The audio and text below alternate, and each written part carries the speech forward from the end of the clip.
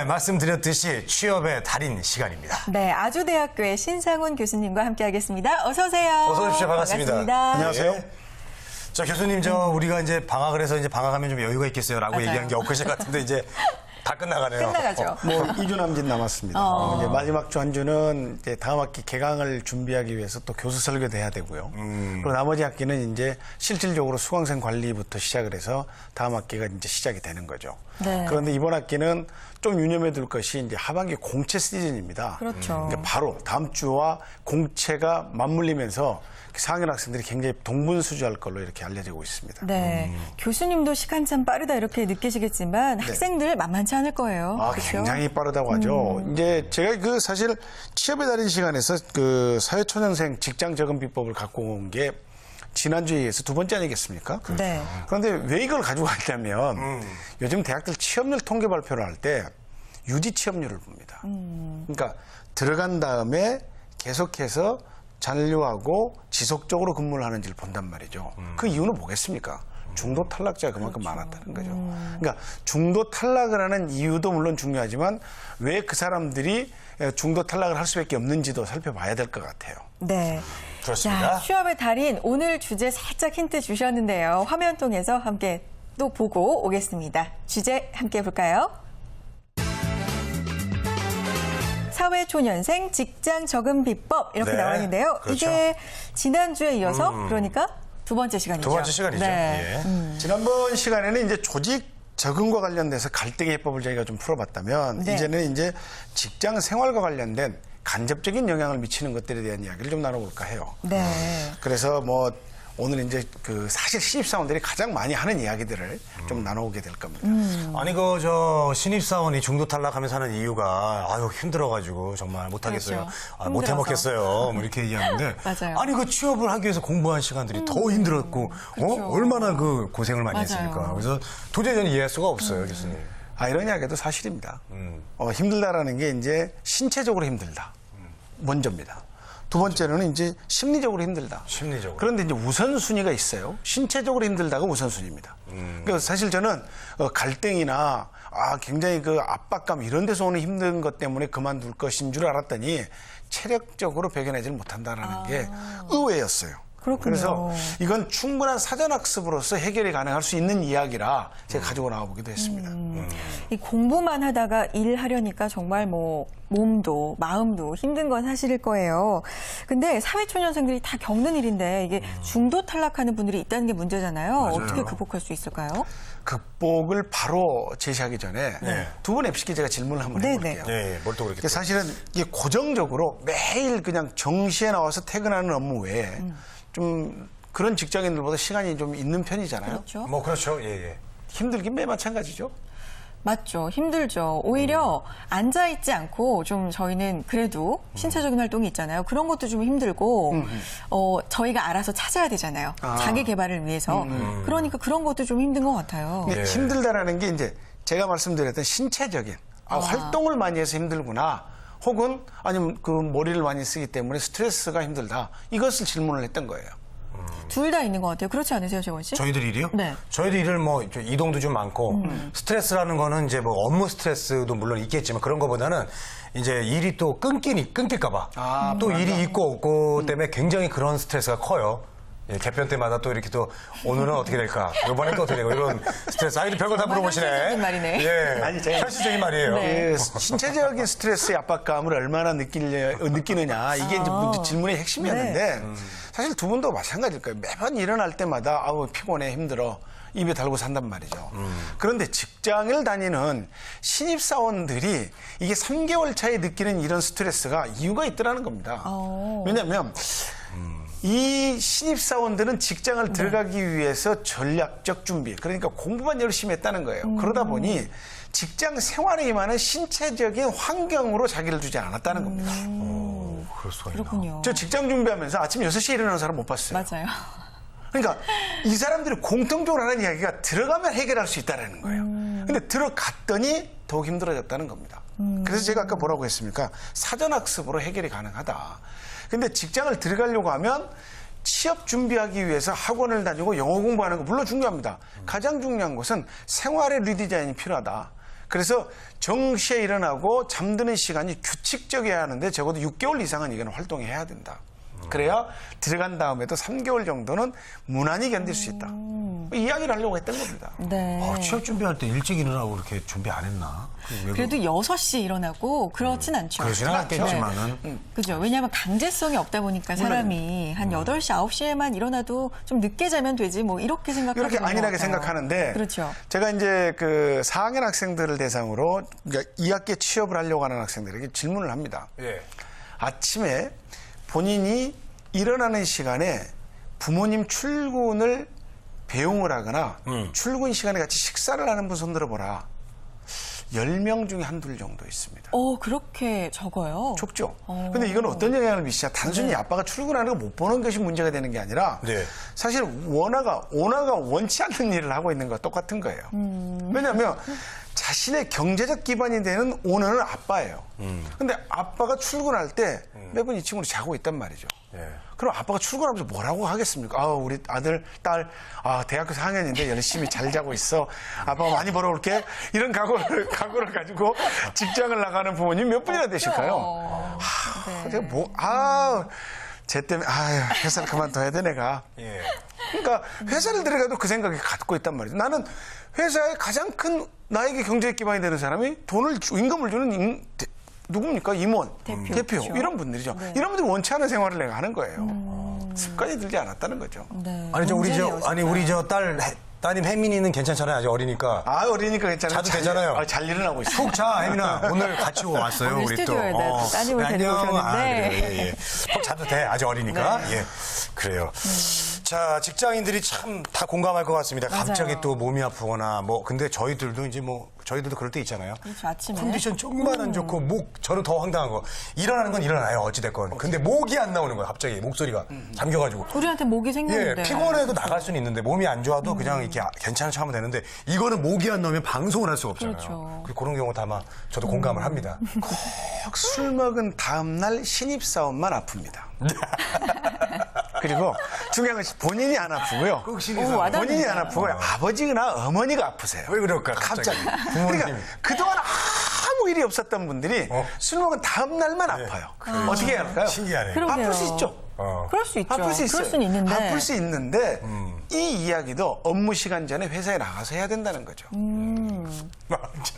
이해 가십니까? 그렇죠. 업무 시간 전에 회사에 나가서 목소리가 안 나와요. 예. 안 나와도 방송국에 나가서 안 나온다고 말을 해야 돼요. 그럼 대체할 수 있지 않습니까? 그렇죠. 그런데 이게 사실 나가지 않고 미리 유선으로 알리는 것은 불순한 의도가 깔려 있다고 상사들은 생각을 하는 거예요. 그렇기 때문에 이 사람들은 태도 점수에서 굉장히 낮은 점수를 받습니다.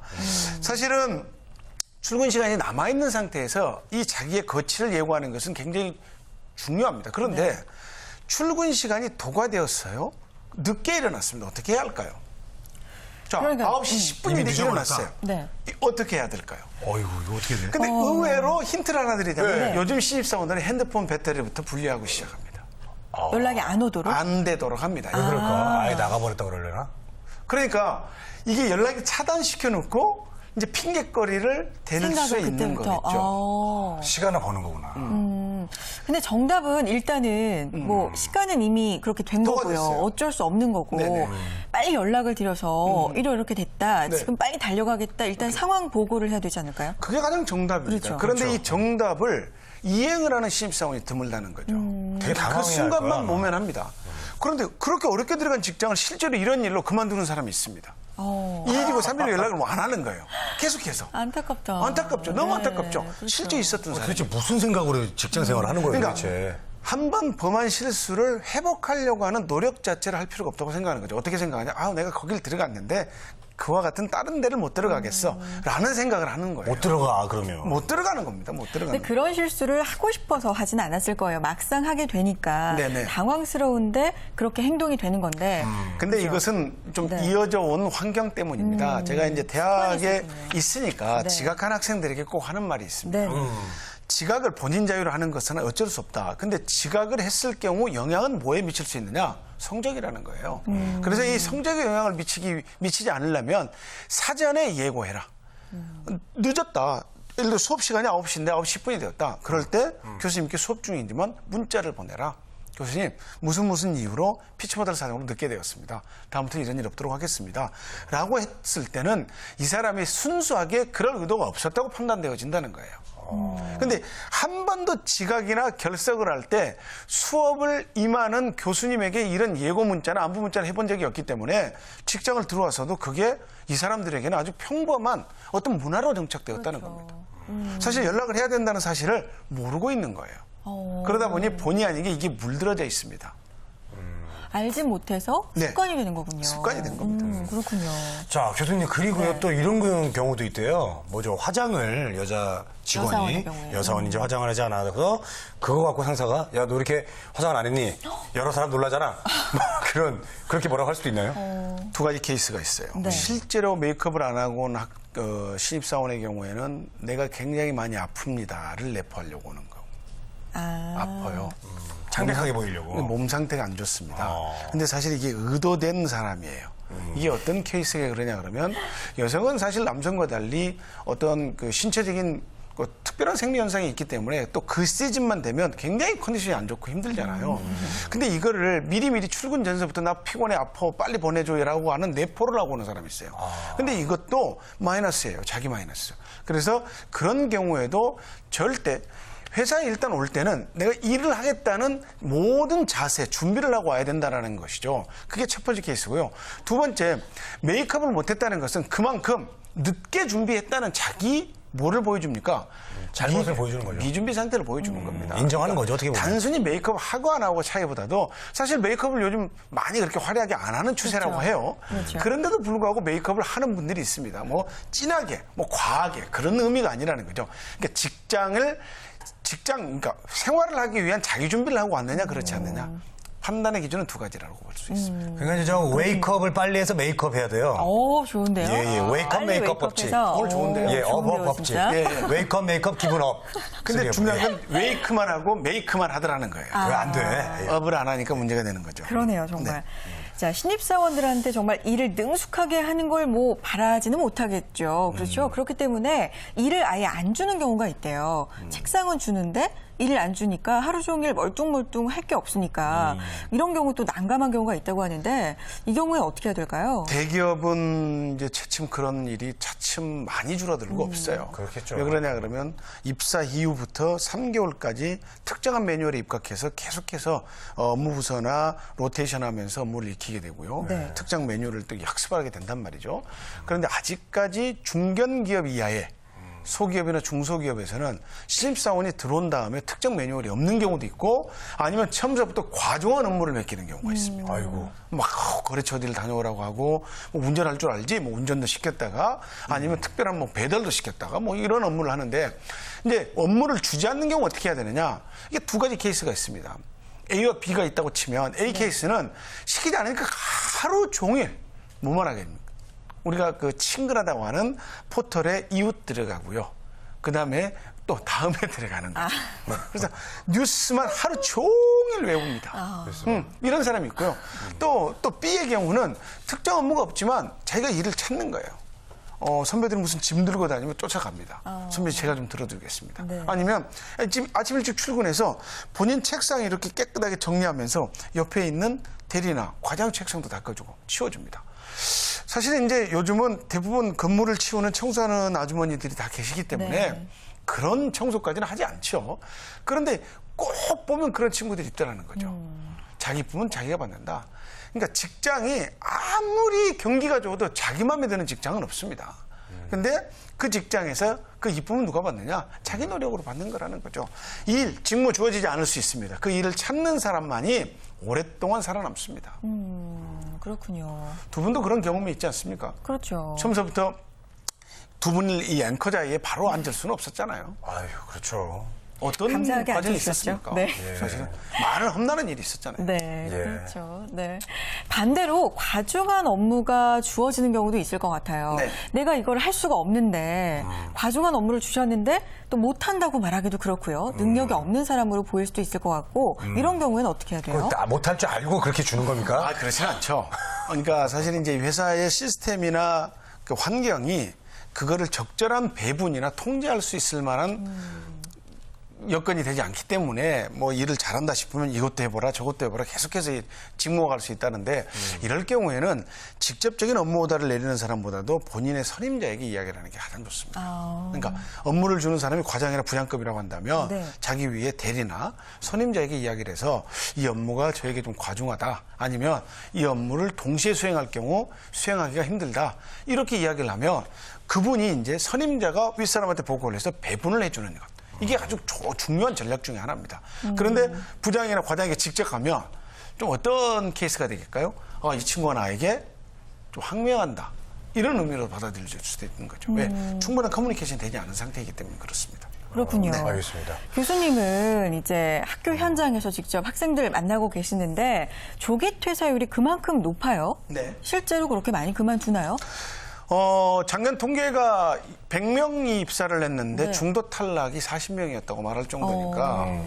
사실은 대기업은 이걸 감안을 해서 신입사원을 채용을 할 때 한 1.5배수 정도를 더 채용을 합니다. 아, 그렇군요. 그러니까 300명을 뽑으면 450명을 뽑는 거죠. 얼마나 큰 낭비입니까?